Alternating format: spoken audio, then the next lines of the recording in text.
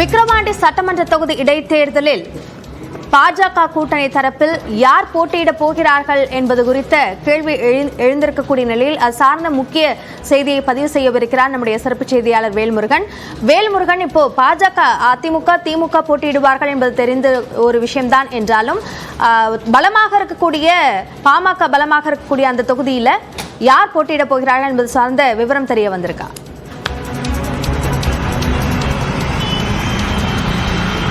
அப்படியே குறிப்பாக தற்பொழுதுதான் நாடாளுமன்ற தேர்தல் நிறைவு பெற்றிருந்தாலும் கூட உடனடியாக நமக்கு விக்கிரவாண்டி சட்டமன்ற இடைத்தேர்தல் வந்திருக்கிறது. இந்த நிலையில ஜூலை 10ஆம் தேதி தேர்தல் நடைபெறக்கூடிய நிலையில ஏற்கனவே அதிமுக அதே போல திமுக சார்பில் அவர்கள் போட்டியிட வாய்ப்பு இருப்பதாக அதிகபட்சம் தெரிவிக்கக்கூடிய நிலையில தேசிய ஜனநாயக கூட்டணியின் சார்பில் தற்போது பாஜகவே தற்போது விக்கிரவாண்டி தொகுதியில் அதிகமாக போட்டியிட வாய்ப்பு இருப்பதாக தற்போது பாஜக நிர்வாகிகள் நமக்கு தெரிவித்திருக்கிறார்கள். குறிப்பாக அவர்களுக்கு இடையே குறிப்பாக தற்போது இந்த வேட்பாளர்கள் தேர்வு கூட தற்போது நடைபெற்று வருவதாக தெரிவிக்கின்றனர். குறிப்பா ஏஜி சம்பத் அவர் மாநில செயலாளர், அவர் விக்கிரவாண்டி தொகுதியில் போட்டியிடுவதற்கான விருப்பம் தெரிவித்து வருகிறார். அதே வேளையில பாஜகவினுடைய மாவட்ட தலைவராக இருக்கக்கூடிய கலிவர்தன் அவரும் தற்போது அதே தொகுதியில் போட்டியிடுவதற்கான அந்த விருப்பத்தை தெரிவித்து வரக்கூடிய நிலையில பாஜகவினுடைய சார்பில் இன்னும் அதிகாரப்பூர்வமான அறிவிப்பு ஓரிரு நாட்களில் வெளியாகி இருக்கிறது. குறிப்பா தற்போது இந்த உடனடியாக 14ஆம் தேதியிலிருந்து இதற்கான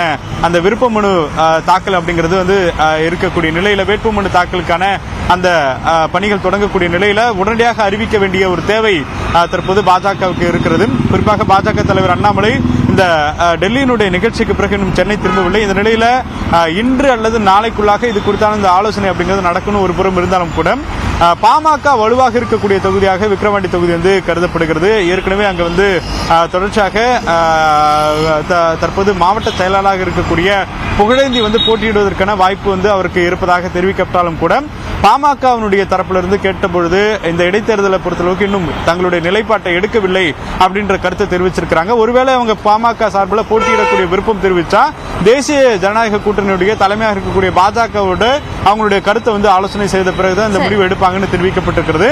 அந்த அடிப்படையில் தற்பொழுது பாஜக இந்த களத்தில் போட்டியிடுவதற்கான அதிக வாய்ப்பு இருப்பதாக தெரிவிக்கப்பட்டிருக்கிறது. விக்கிரவாண்டி இடைத்தேர்தலை பொறுத்த வரைக்கும் அதில் மிக முக்கியமான ஒரு பார்வை இருக்கிறது. அதில் யார் போட்டியிட போகிறார்கள், யார் வெல்ல போகிறார்கள் என்பது சார்ந்த விரிவான விவரங்களுக்கு நன்றி வேல்முருகன்.